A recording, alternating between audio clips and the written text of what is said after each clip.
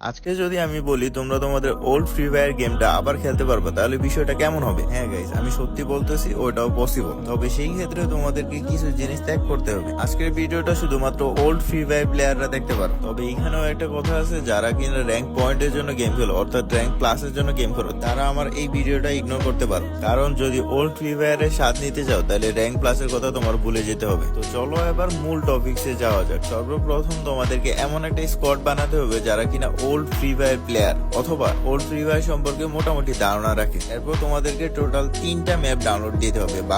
Bermuda তো always থাকে, পুরগাটরি আর Kalahari, আর বাকি যে ম্যাপগুলো তোমাদের ডাউনলোড থাকবে সেগুলো ডিলিট করে দিবা। এরপর তোমাদেরকে মেইন রুলসটা মানতে হবে যে কোনো প্রকার রিভাইভ নেই, মানে আগের মতো তোমাদেরকে ম্যাচে একবার মরে গেলে একদম শেষ পর্যন্ত বসে বসে টিমমেটে খেলা দেখতে হবে। এনিমি রিভাইভ দেওয়া দেখ, নতুন পোলাপানের মতো খেলো, তোমরা তোমাদের ওল্ড ফ্রি ফায়ারের মতো খেলো। আমি তো আগেই বলছি প্লাসের কথা মাথা থেকে একদম বের করতে হবে।